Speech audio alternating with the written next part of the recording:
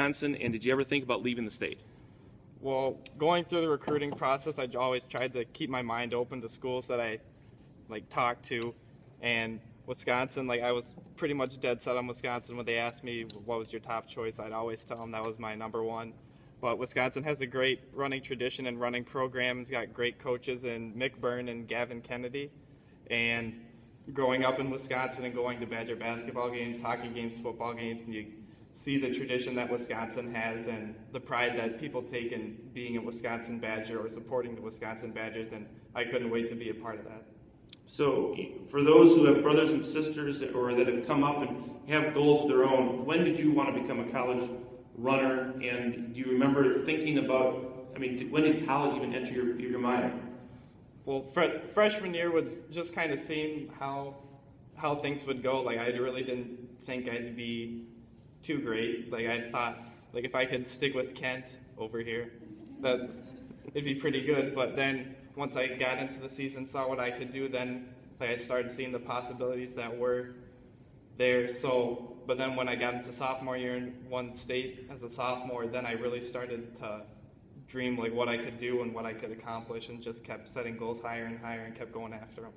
And we've heard from people about the sacrifices that Tyson's had to make. Tyson, I can remember when I first started at the paper covering the great Albany cross-country teams, and when Tony Brewer was still running, Dave Botts was the coach, and I thought you guys were just nuts, you runners.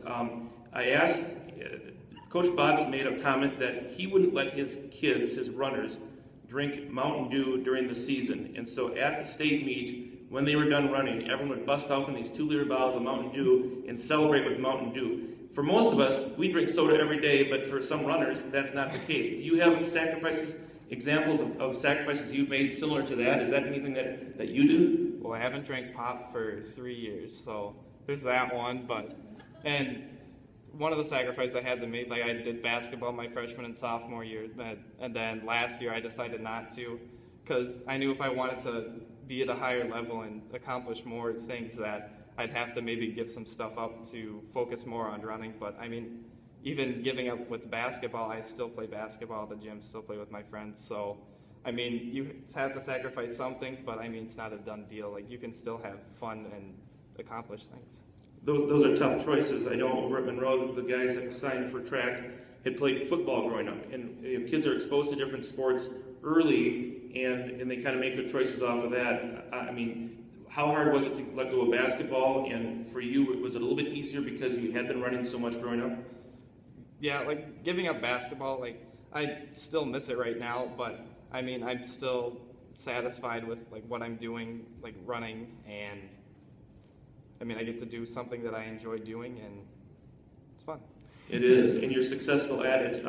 But with all great success, there's expectations, your own, the ones that people put on you. You heard a whole litany of accomplishments: 4-time conference cross-country champ, 3-time state cross-country champ, a lot of success in a lot of sports. How do you balance the success with the failures, and what has athletics done to help put all that in perspective?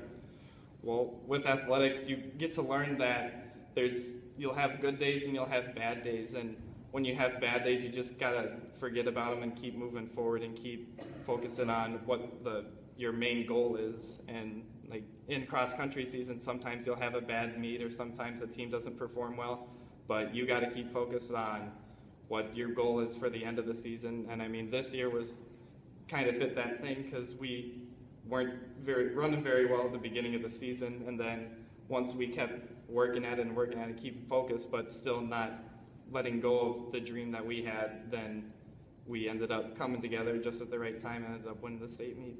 A lot of football players out there on signing day to day are kids that have flipped their college decisions from when they first announced.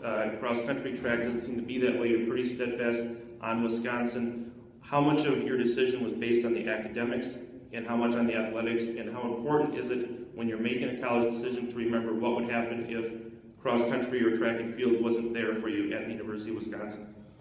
Well, as everybody knows, the University of Wisconsin is really good athletics, like football, basketball, but the academics kind of played a part in that, because I'm majoring in kinesiology, and Wisconsin has a really good kinesiology program, and I know Hannah majored in kinesiology, and she had J.J. Watt in one of those classes. So poor JJ, he was in your class? Oh my goodness.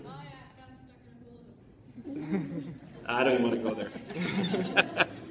So, I mean, he kind of had that option where if football didn't work out, then he still had a career to go into. So, I mean, you have to take in all your options. You got to have that plan B there. So, I mean, I hope to run at the professional level, but if that doesn't work out, I mean, I still have a great academics with Madison and can go into a good career. Okay, just a couple more questions, Tice. You've got about 5 months before you set foot on campus. What do you have to do to get ready for that? What are your goals and expectations going in as a college runner? Well, pretty much the only goal that I can have for college right now is just to get in the best shape that I can be in and be prepared to run college, because it's a big transition from running like 50 miles a week and upping it to like 70, 80, and you're going against guys that were some of the best in the nation as high schoolers and some of the best in the nation as college runners too. So you just got to get prepared for that, both physically and mentally.